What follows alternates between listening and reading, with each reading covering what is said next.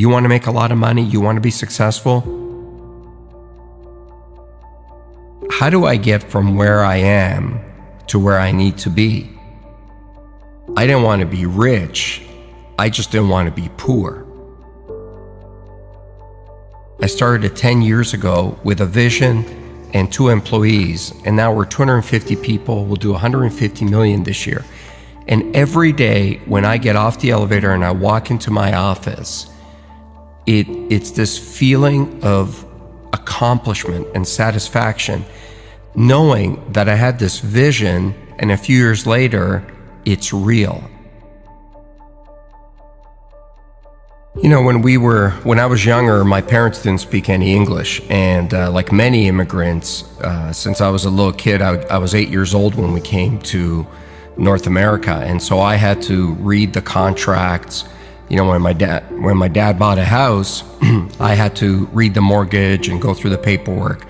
And when I was around 18 or 17, I looked at being, at that point, we were, lower middle class. And I said, how do I get from where I am to where I need to be? And so I started calculating how much money I would have to make in order just to buy a house.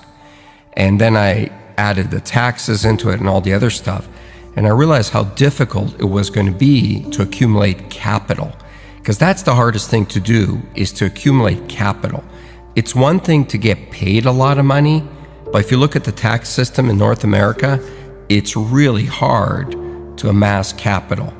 And I just decided that I didn't want to be where I was. I didn't want to be middle class or lower middle class or mediocre. I just wanted to be great at something. Because I figured out that the people that I saw that were doing great things were fundamentally great at one thing. The analogy I always use is Peyton Manning gets paid $10 million a year. He doesn't get paid $10 million a year to tackle, to kick the ball, to play defense. He gets paid $10 million a year to do one task and do it really, really well. Nobody buys from you.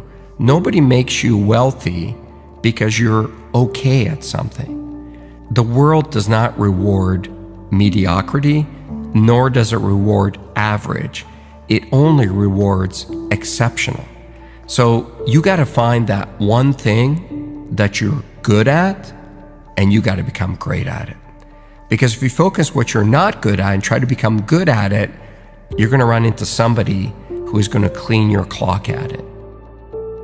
When you think about success and you think about business and you think about being an entrepreneur, everybody wants to talk about the good times. And I always say to people, it's easy to be an entrepreneur when the sun is shining. It's easy to run your own business when there's good cash flow and people love you and there aren't many problems. But have that same desire to do it when your biggest customer just left, or do it when you don't have enough cash to make payroll, or do it when you've got real problems at home and nobody cares. Being a great entrepreneur is the ability to stay focused and highly motivated when there's failure around you. It's not your ability to handle success that'll decide how successful you'll be. It's your ability to absorb failure. Not take failure, not get hit, but absorb it. I mean, absorb it with every fiber of your body. When there are those days where you feel like, I just cannot go on. Get up on those days, get in front of your team, and get them going in the same direction, and be highly motivated on those days.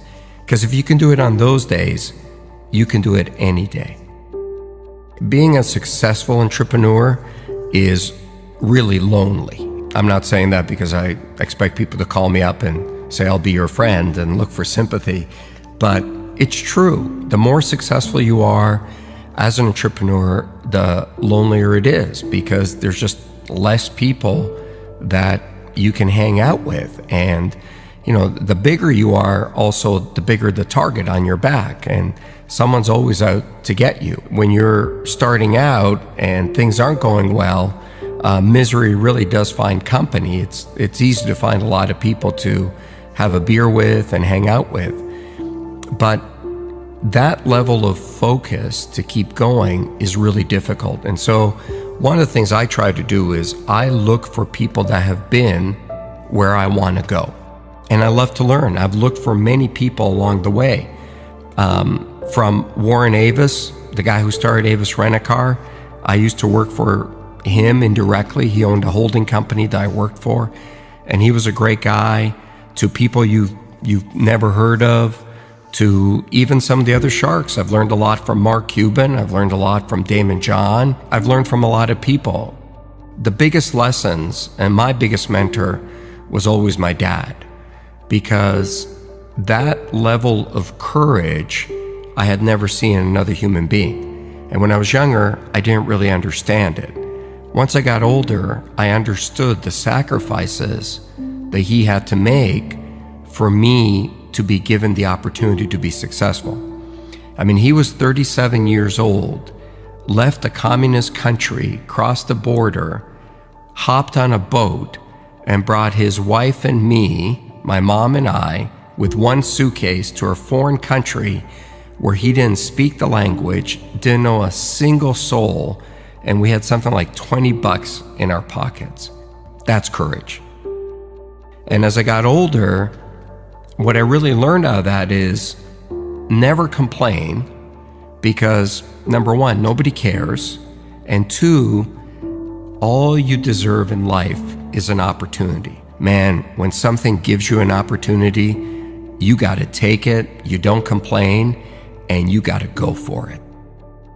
I'm a highly emotional guy. I'm a highly passionate guy. I love my business. I love everything about it.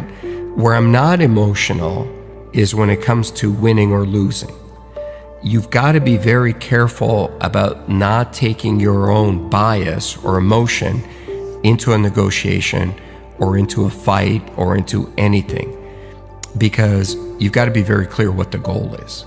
And in business, the goal typically is to make money. When I went to sell my first business to AT&T, I didn't want to sell it. And so it was the night before we were supposed to close the deal.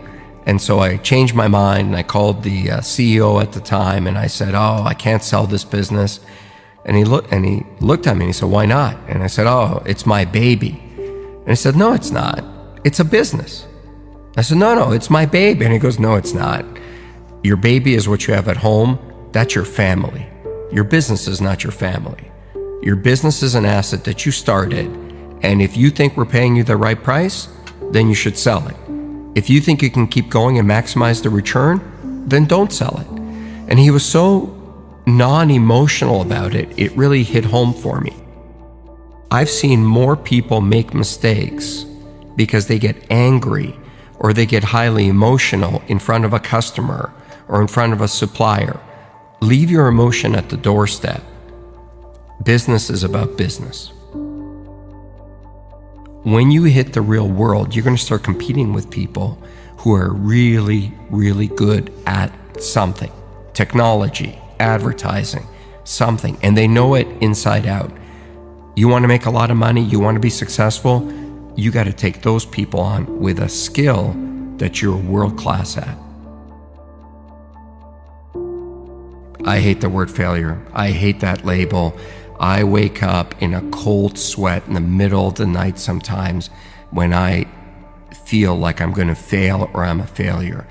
I run every day, and I run pretty far, and sometimes, just like everybody, I get jet lag and I get tired. And when I get to that point where I feel I cannot go on, this little inner voice inside me says, "What are you, a failure?" And then I don't care if my feet are going to fall off and blood is going to start dripping out of my veins. I will not stop. I hate that word. I do not want to be defined by that word.